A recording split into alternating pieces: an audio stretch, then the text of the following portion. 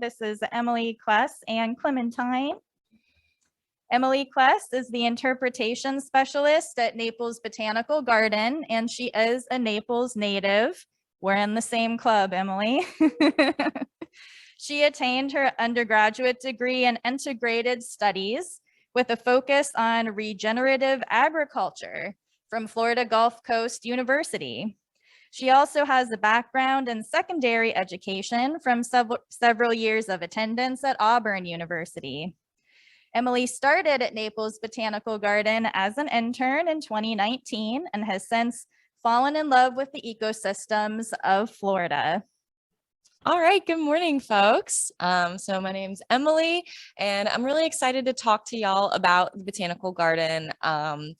I've always loved nature. I became a little bit of a jock in high school, so I got, detracted from my love of the outdoors, but finding a love of plants through first farming and now at the garden has really been an amazing experience in my life. And I just love sharing that sort of passion with others. So you're going to learn today that we are more than just pretty flowers at the garden. Those are just a way to lure you in. So this is what we're going to talk about today. We're going to talk about what a botanical garden is, because there's a lot of misconceptions about what botanical gardens do, why they exist, our personal mission at the garden, and then everyone's favorite parts, what's going on, what's growing on, all of our upcoming events. We're very excited about them. We'll be talking for about an hour. And if y'all have questions, y'all are more than welcome to interrupt me, or you can hold them to the end. It's totally up to you. Show of hands, who has been to the garden before? Yay! Are any of y'all members? Awesome, thank you so much. Your membership supports our conservation work, and it really means a lot to us. So here's some background on the garden. We are 170 acres. Our property is split into two pieces. So we have 80 acres of curated museum gardens, and then we have 90 acres of preserved land. We call that our natural areas. And those feature 5 different Florida habitats, fully functional habitats, critters and all, which scares some of our guests, but we've never had a bad interaction between humans and animals at the garden. We are a non-for-profit organization. We got very lucky. A lot of conservation organizations really rely on ticket sales or guests being there. And because we are supported, 60% of our budget comes from philanthropy. The pandemic was not as hard on us as it could have been. So we are very grateful to that. We are open 9 to 5. If you're a member, you get in that extra hour early to come for, say, the birding program on Sunday mornings, which I lead, or Dogs in the Garden, Sundays and Tuesdays. You can find out more about us on naplesgarden.org. We've got lots of fun blogs. Check out our YouTube channel if you want to see myself and Clementine in goofy costumes. We do all kinds of fun videos. All right, so let's start with the basics. What's a botanic garden? Botanic gardens are different from parks or kind of generic tourist trap places because we hold a documented collection of plants. Every single of our 19,500 plants, roughly, is documented. We know where they came from, where they're outplanted in the garden. Our wonderful curator of records, Sandra, is constantly checking on them, adding things about their growth, their bloom to this giant digital database that we have. The purpose of having our plants, yes, obviously display. We want beautiful plants, but it's also for scientific research, conservation, and education. So when we curate our collection and we look at new specimens to bring in, we're taking all those factors into account. We want to create beautiful landscaping, but we want to do so much more than that. Display, the big one. Like I said, this is the lure. We have gorgeous specimens, plants you may not ever see anywhere else. We have plants you use in your everyday life that you don't even know about. But we also have an enormous tropical fruit collection for 2 reasons. One, our vice president of horticulture is very enthusiastic about tropical fruits. So he has a lot to say in what we bring in, but also food plants are a really, really great way to connect people with plants. Seeing something that's familiar, like bananas. All the kiddos love seeing bananas at the garden. It really sparks their interest. But it can really connect adults too, to helping them learn the importance to plants. Plants are the reason that the planet is what it is today. They sustain all life on Earth. And so when you can make that initial spark of a connection, seeing their importance, then it really, really helps. So now what kind of plants do we have? Clearly gorgeous orchids, as these ladies are enjoying in our orchid garden.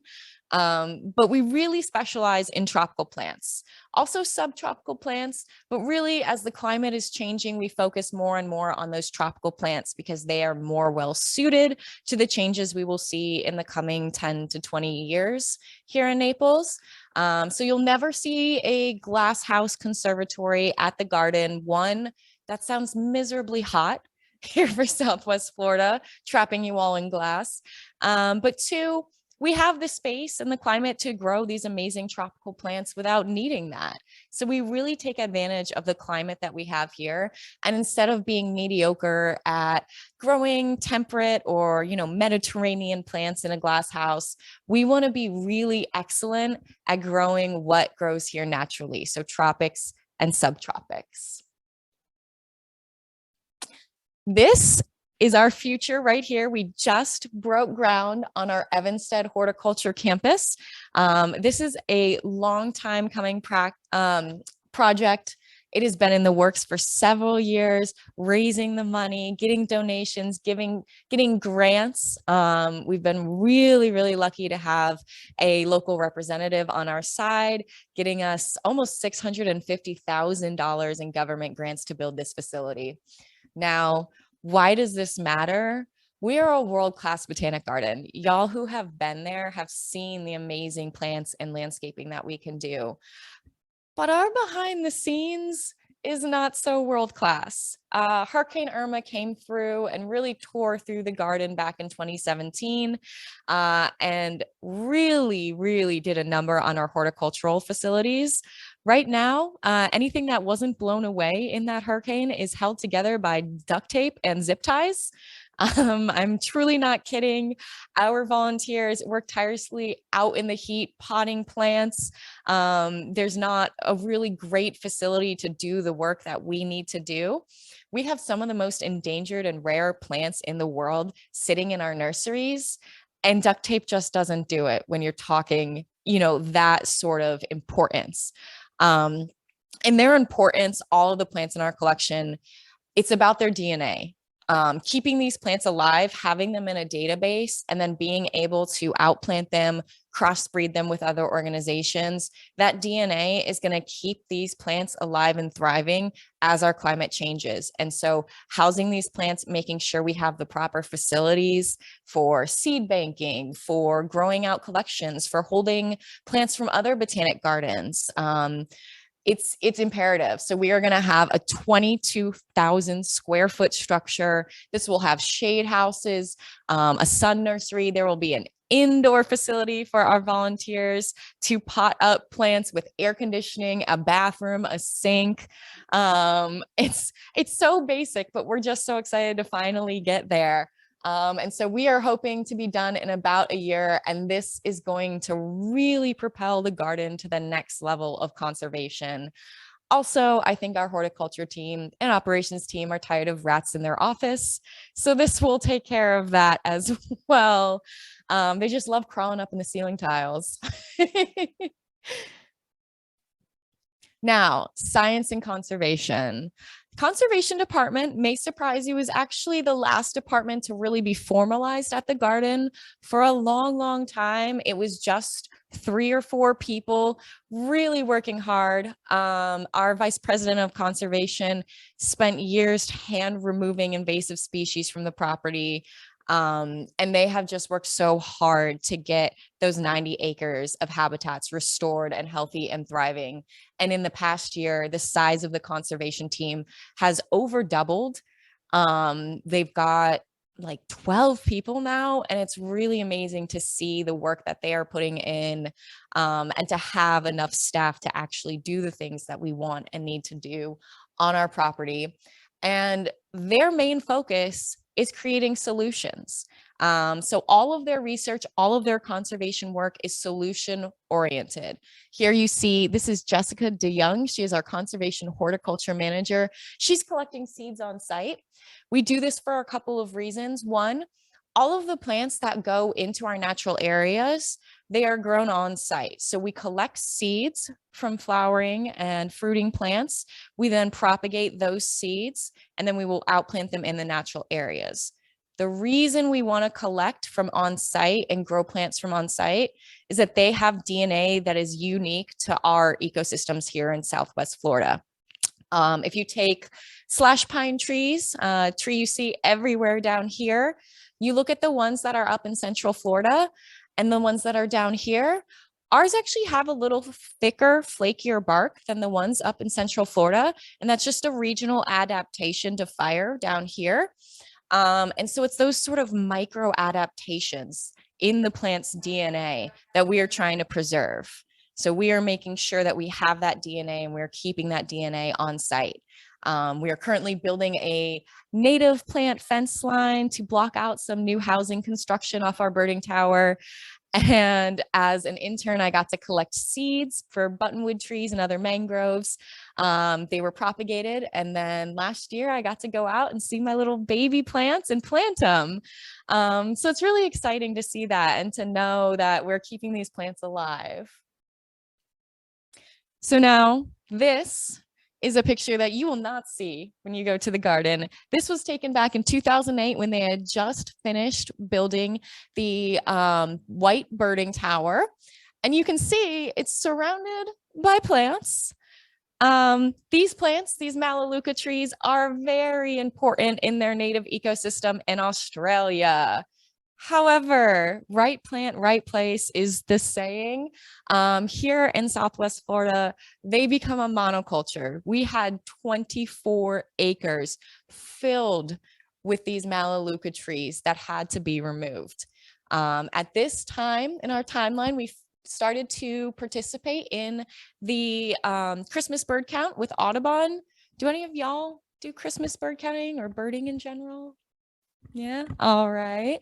So we're always happy to contribute to their results. It is a 122-year-long data study that is done by the public, citizen science. And so when we contribute to that data set, we are helping get some solid research for conservation-based decisions. And at this time, our first year participating, we had volunteers all over the property looking for every bird they could find for a whole day. They found about 14 species. But now that our VP of Horticulture spent years and years removing that Melaleuca by hand, we have a gorgeous, healthy marshland. We have pine flatwoods, a Florida scrub, a remnant slough, all kinds of different habitats together in this really nice mosaic. And we average around 60 or more species these days when we do our Christmas bird count. That number for us is really important because when you're doing restoration work, there's not always a great way to tell if what you're doing is working other than looking at the impacts on animal life. So although we focus on plants, seeing our bird population nearly quadruple, seeing our gopher tortoises happy and healthy and thriving, seeing our trail cam images of, bobcats, deer, otters, Florida panthers. We had one on Christmas this year, best gift ever. All of that tells us that what we're doing on site is working, that it's scientifically sound, and that we can take those exact same practices and then we can extend them to partner institutions here throughout the county and then internationally, especially throughout the Caribbean. So the fact that we've done it and we are developing these solutions for our backyard and that we've done it first on our own property gives us a lot of really important experience when it comes to conservation. Now, this is a map of what we call biodiversity hotspots. I always hear this phrase and I think it's such a great way to, you would hear it advertised, come to Costa Rica, we're a biodiversity hotspot. it sounds like this really positive thing. But if you have dogs and they've ever had a hot spot, this is how I remember it, it's not a fun time. So highlighted in red are these hotspots. You'll notice that many of them occur throughout the tropical world. We specialize in tropical plants. Biodiversity hotspots are by definition areas of extremely high biodiversity and extremely high endemism. So they have species that live nowhere else in the world except that particular location. They only cover about 2% of Earth's land, and yet they hold about 44% of all plant life. Unfortunately, to be categorized as a biodiversity hotspot, you have to have lost at least 70% of your native vegetation. In the Caribbean, where there are over 7,000 species that are endemic and grow nowhere else in the world, they've lost about 90% of their original vegetation. So these are areas that are in an ecological crisis. And you can see that line of the Caribbean. See if my pointer will work here. There we go. That is right outside our back door. We know that we are very, very close to joining that categorization of a biodiversity hotspot. So when we are doing work with our partnerships all throughout the Caribbean, that work helps us as well. Anything that we implement there, we can implement here to stave off that categorization. Now, this is a picture of a really gorgeous flower. It's called Faye's Palafox. And one of the things that our conservation team does is that they connect our plants to an international database. So Jessica, who was in that picture earlier, she has found that we have over 70 species of plants in our natural areas, so native plants, that exist in no other botanic garden collection in the entire world. Now that sounds really cool. That sounds like, yeah, let's brag about it. But that's actually really dangerous in conservation. If something happens to our site and those plants perish, that's it. There's no getting them back. If they live somewhere else in the state, their genetics are a little different. So there's no getting those particular genetics back. And as climate change continues to hit us, we're going to be seeing not only, the warming of the earth and stronger storms and different sort of weather patterns, but we're going to see more diseases. There's a really interesting link between climate change and the release of new diseases. And so having plants that could potentially have the DNA to fight off these diseases is imperative. Right now, persea plants, of which avocados are related, are infected by a disease that is carried by beetles. And we have some plants on property that we've been experimenting with that may be disease resistant. So that becomes really, really important, not only for native plants, but also when you're thinking about food supply chains and things like that for the future.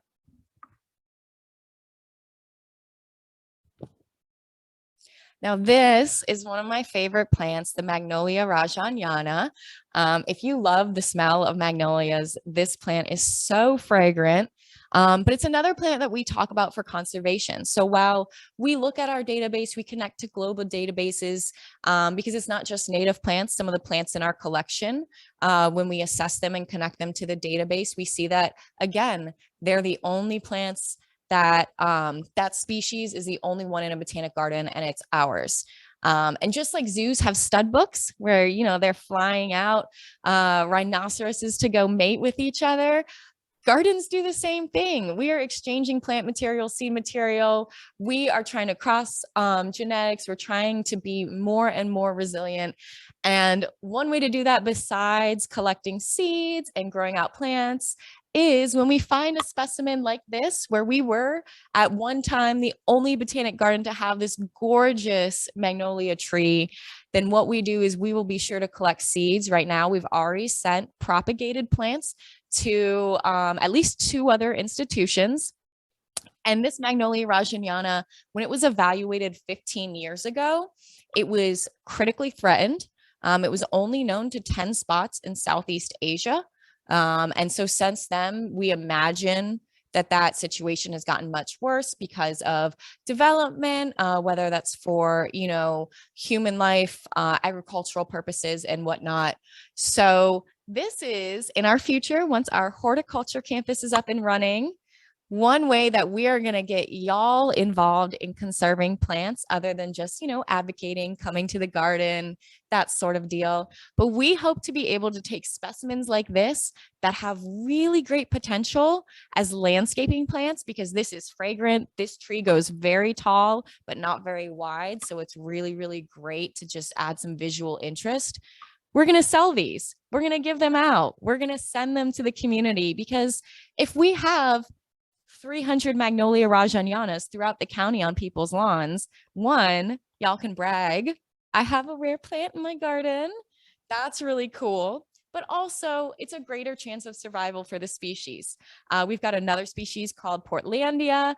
It's a gorgeous little shrub, really beautiful flowers, and we're hoping to do the same with that one. So we don't just keep our conservation internal. We want the public to help, and we want to give y'all solutions. That is what we are all about. Now, this is a map of our partnerships in the Caribbean. I touched on it a little bit. Our longest standing one is with Les Cayas Botanical Garden in Haiti. But why do we focus on the Caribbean? It's not that there aren't other tropical areas that we need partnerships. It's that we have more in common with the ecosystems of the Caribbean than we do with our own state capital. The idea of Florida native plants at the garden has really kind of been replaced with the idea of what we call regionally appropriate plants. So these are plants that come from these areas and share the same adaptations as our Florida natives. They like, sandy soil, high winds, lots of rain in the summer, drought in the winter, that real hot heat. We're finding that those plants do really well here without becoming invasive, and that using them can help us prepare for future climate change. They are already adapted to some pretty extreme conditions. So as those conditions move from sort of the equator and start to move north and south, and we get more and more tropical, yes, our summers will get hotter and hotter and hotter.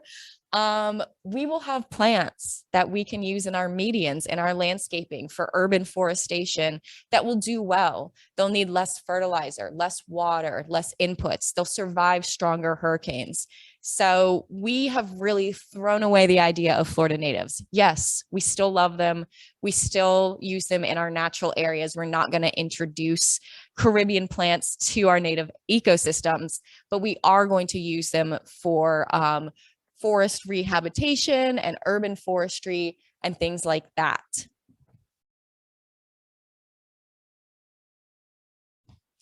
Now, some of our community work.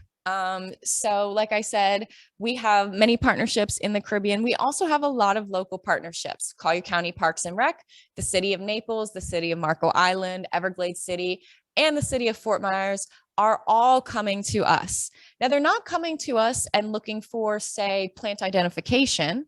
We've never had that happen.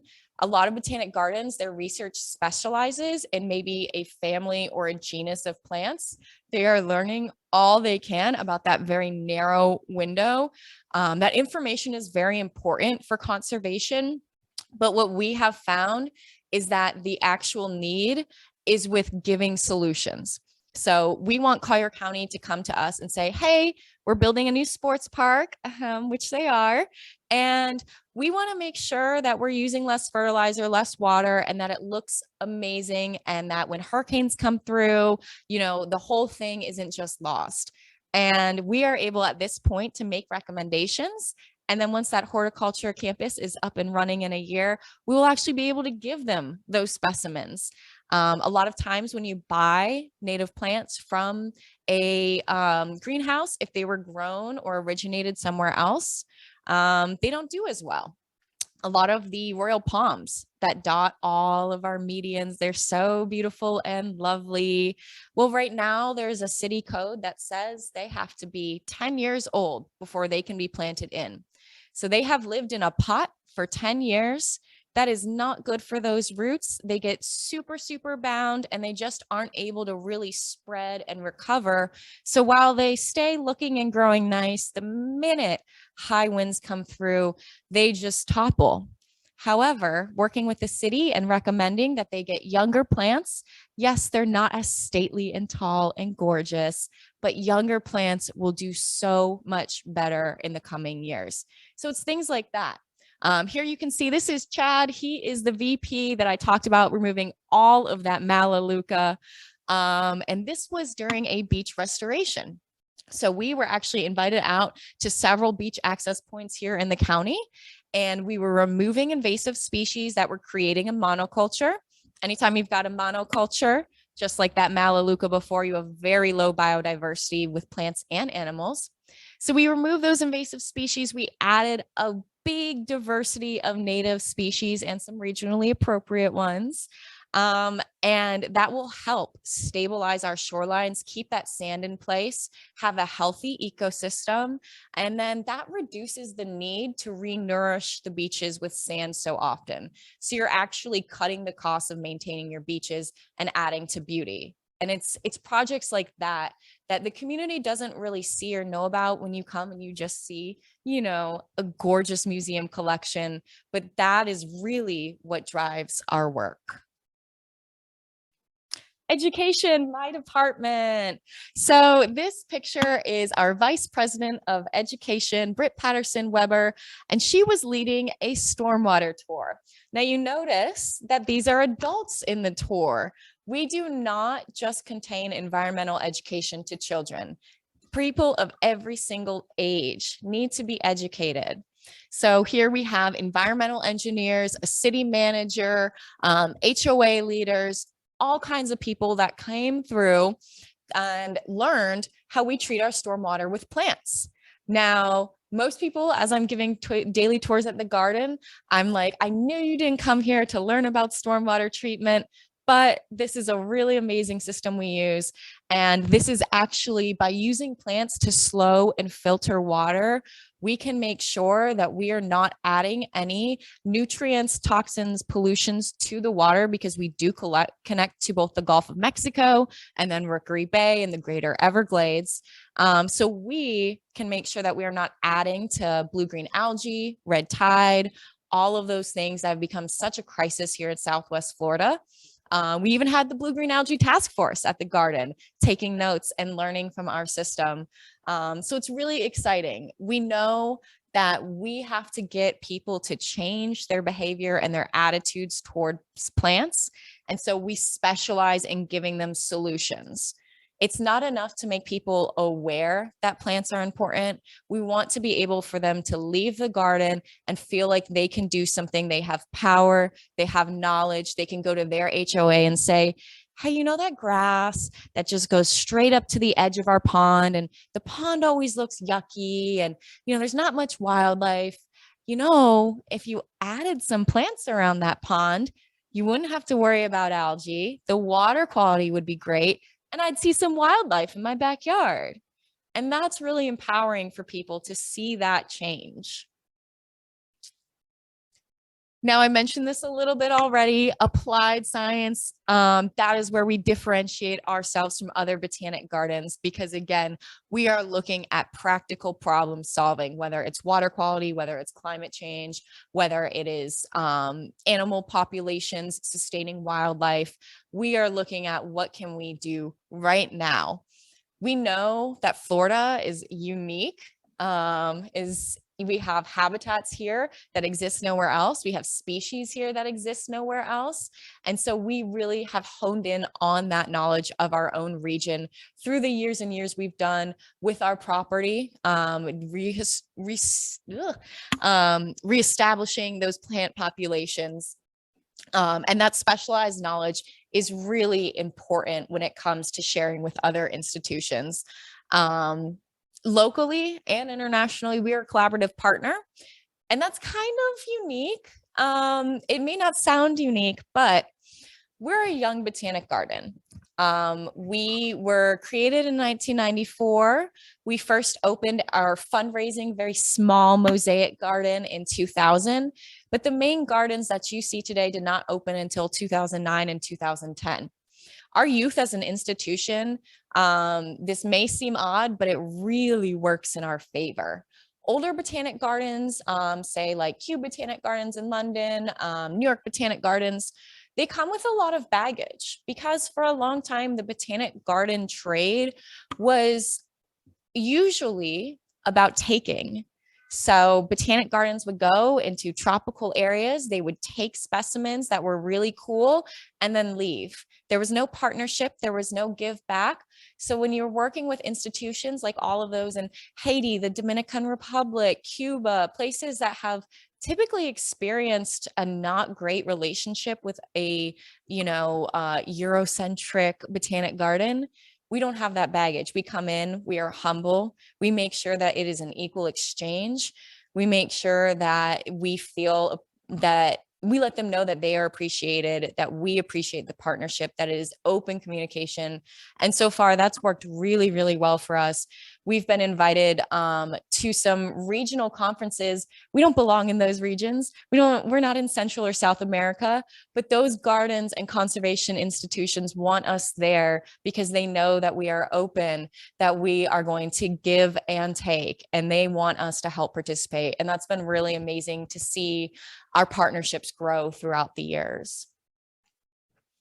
So now programs, this is what we do. When we are educating people, when we are giving them those resources and that information, we have a whole slew of ways to get that out to people, to inspire them and connect them, because our mission is connecting plants with people and conserving the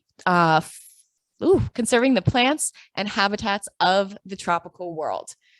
So we get people through daily tours, which are free, group tours, which do charge a fee, field trips, our Dig Deeper program, which is just one of our educators at a cart. They spend about a half an hour standing out there, and as people come up, they've got a little 10-minute lesson for them. Those lessons change every single day. You can learn something new every time you come to the garden. Those daily tours are different every single day. Our Wonder program for families is really fun. All kinds of crafts. That is every single day from 10:30 to noon. So the kiddos have something to do. We do birding. It's volunteer led on Tuesdays and staff led on Sundays.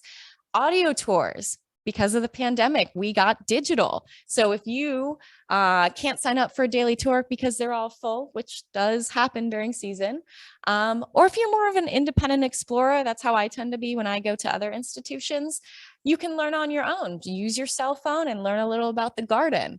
Text chat is a new feature. All you have to do is text in questions to a specific phone number, and educators are sitting at their desk waiting to reply. So anything you want to know while you are in the garden, we are here to help you with. Meet Me in the Garden is our program for people with Alzheimer's and their care partners. So they come, they do a little walk through the garden, and then they do a fun craft. They listen to records. We have a little record player, take some Polaroids at the end.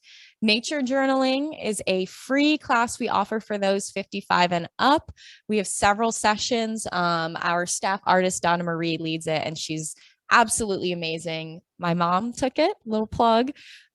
She never drew anything in her life. She's not an artist. And it is now a daily activity for her over a year later after taking the class. It has inspired her to become artistic, to enjoy the surroundings. She's constantly like, "Hey, Emily, I saw this flower. What is it? Tell me about it. I want to paint it." And it's just so nice to hear that. And then our last one, Call Your Greens, where we help communities, whether it is schools, workplaces, whatever it is, we have little garden starter packs for them. So we have easy to grow boxes. We have lecture series to help them throughout the year. So we are reaching an enormous audience of people with a variety of programs. There's something for everybody. Now, what drives our work when we are looking for sort of guidelines? Does this fit with our mission? We often look to global standards. So you've got I want to get this right here. You've got the Global Strategy for Plant Conservation, and then you've also got the United Nations Sustainable Development Goals. Those are guidelines for us. We're also constantly looking at the new International Panel for Climate Change's reports and recommendations, and we sort of use that as a framework. And what we're finding is that, to sort of summarize this quote here, there are a lot of tools in place for conservation. There are a lot of techniques, there's a lot of knowledge out there, but it's sort of a patchwork. You know, when we work together with other institutions like this, you know, all of these wonderful advertisements for other institutions here, when we collaborate, that's when things come together. But where we're falling short currently, and where the garden really, really picks up that slack, is that people don't understand the value of plants. And so getting people to conserve plants, you can't get them to do that unless they understand why it's important to do it. So as these global conventions meet, they're seeing that that is the real stopping point. It's not that people don't want to help, it's that people don't know that we need to help. You know, we think of nature as pretty disconnected. You know, we think I'm in a city, I'm not out in nature, but really, all of those plants in your lawns, all those plants in medians, all those plants outside of restaurants and things like that, there's no way to be outside of nature. The human-built world lives inside the natural world, not outside of it. We are always, always, always in nature, and getting people to understand the fundamental role that plants play in supporting life on Earth, whether it is oxygen, food, materials, habitat for critters. That is step number one. So we aim to get people to understand that, one, plants are not optional. They are imperative to our survival. And number two, here are things that you can do to help make sure that we have plants. Now, why do we do this? We work from a place, everything we do at the garden is science-backed, science-based. And right now the science is pretty grim. So just a few years ago, when I started at the garden, the first statistic on the top left there was 1 in every 5 plants is at risk of extinction. In just 3 years, that has changed to 2 in every 5 plants. That is 40% of the plants on our Earth are at risk of extinction. When you lose a single plant, you don't just lose a single plant. There's an entire cascade domino effect in that ecosystem.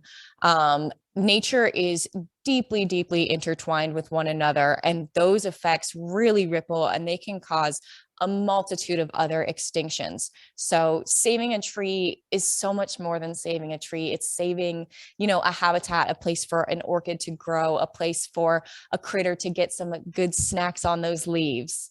And then, of course, all life on Earth depends on plants. Those statistics, I have just a couple more. So only 1 out of every 6 plants on the Earth has been evaluated for its risk of extinction. So no matter what comes of that evaluation, whether they're considered vulnerable, threatened, a species of least concern, which we love to see, only 1 out of every 6. So if we don't know that a plant is endangered, we don't know that we need to go out and protect it. We work on red listing at the garden. So we work on those protocols on evaluating plants and adding to that list, but there's just so much that we still do not know. So even when we find a plant in our collection that is not a species that is at risk of extinction, we're still collecting its seed for our seed bank. We have close to 300,000 seeds in our seed bank currently. We are still propagating that material because you never know. And just one natural disaster could cause a mass extinction. So we always operate with caution. Interestingly, the federal endangered species list here in the States is made up 57% of plants. Do y'all want to take a guess what percentage of funding plants get for conservation? Very close, 2%. It's about 4%. So all of that 96% of money goes towards animals, and I'm not hating on animals. They are cute and fun and lovely, and they're easy to get behind. But if you want to save animals, if you love the gopher tortoises here, then you have to give them an ecosystem. You have to give them plants first. So botanic gardens are making up for that gap in funding. We are there to try and close the door and make sure that we have plants. Now the fun stuff. But before I get to it, I hope that didn't make you feel all doom and gloom. We do operate from a place of hope at the garden. We have a saying, we say we are a force for good because we truly feel it. When we get new partnership opportunities, right now, we just started a project with the city of Naples for water filtration that could lead to up to 250 miles of roadways being planted with native and regionally appropriate plants to increase biodiversity, to increase water quality.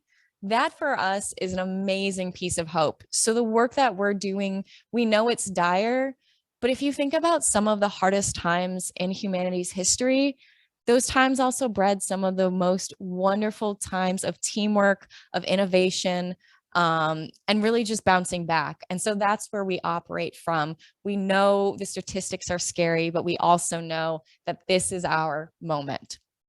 So now, what can you come do with the garden other than appreciate its beauty? Stick work. This sculpture, really amazing. Has anyone not seen stick work yet? All right, so you have to go. This was an incredible, incredible on-site build. The artist Patrick Doherty, he has done over 300 of these sculptures in his lifetime. Every single one is unique. They are built on site. So before this was on our Caribbean lawn, we just had a sprawled out lawn and 30,000 pounds of freshly cut willow saplings, leaves still on, but no roots.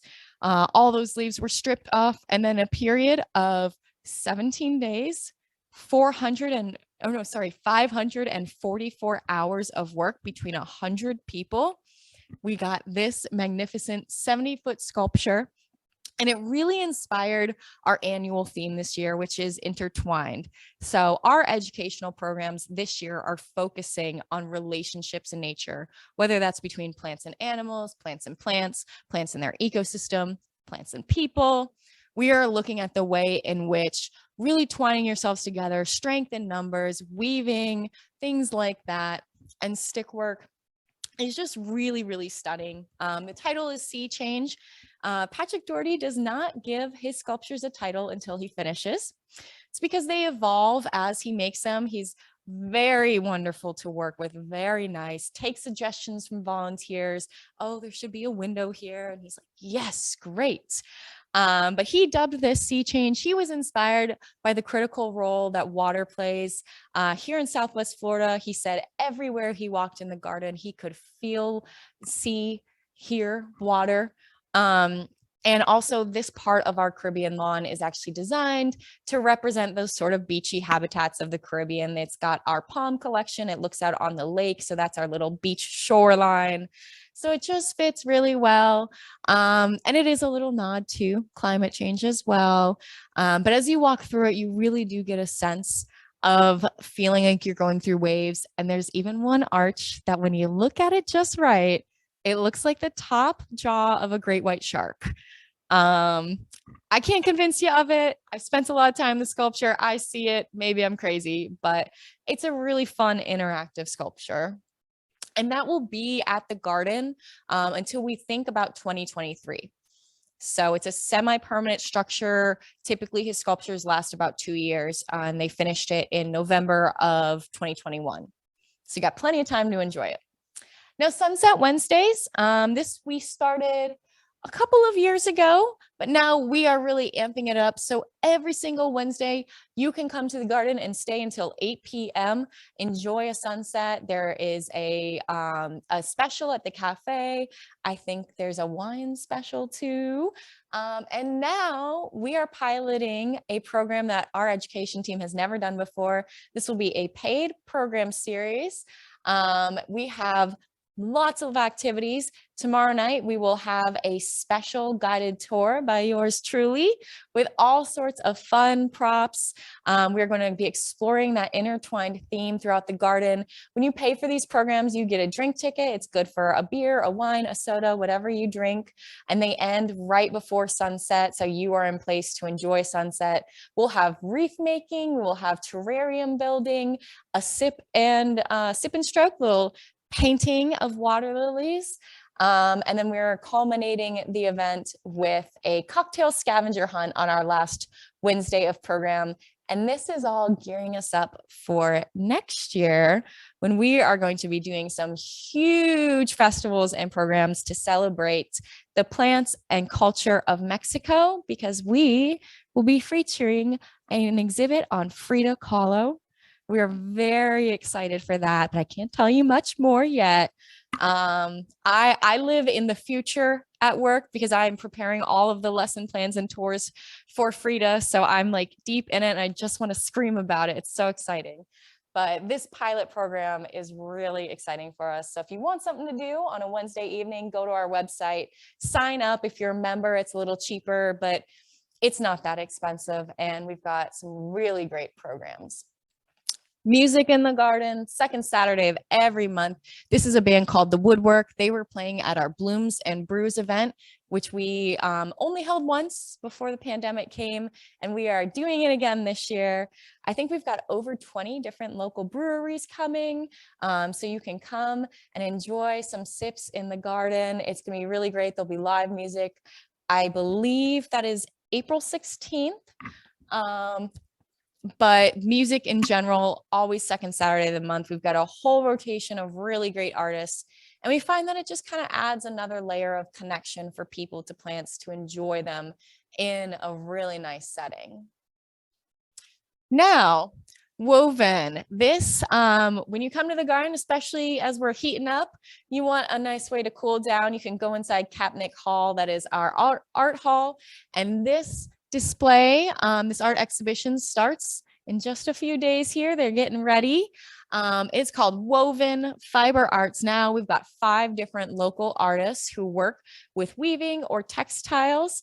On opening weekend, we're going to have a community weaving project. I'm really excited about it. And you can just come see. These artists were inspired by the garden. So I love seeing, you know, their interpretations of it. I got a sneak peek at one that's like a bird's eye view of a woven garden. It's really gorgeous. So this will be in Kapnick Hall up until June 26th. It's a great way to cool down after a hot walk around the garden, enjoy some art. And again, it goes with that program theme inspired by stick work intertwined. Our last coming up event is Project Stay Planted. I love this project. It was a great introductory way to learn how to use iNaturalist. If you are ever out and about and you want to identify a plant or an animal, I love Google Lens is great. But iNaturalist I really like because that data goes towards conservation. That data gets verified by scientists and then can be used in data sets to recommend conservation decisions, to look at plant populations. And so I really love it as an app.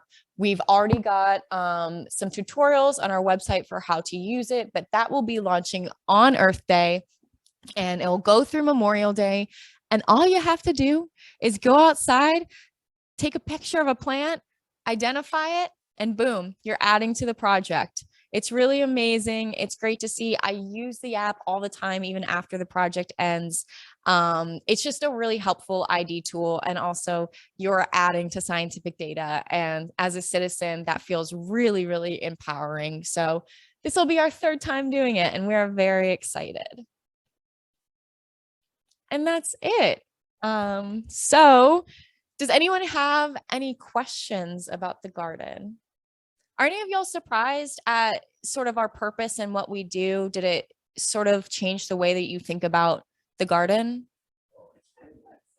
Good, good. We are very slowly getting that message out there that we are more than pretty flowers. And I think it gets people excited. I hope it does.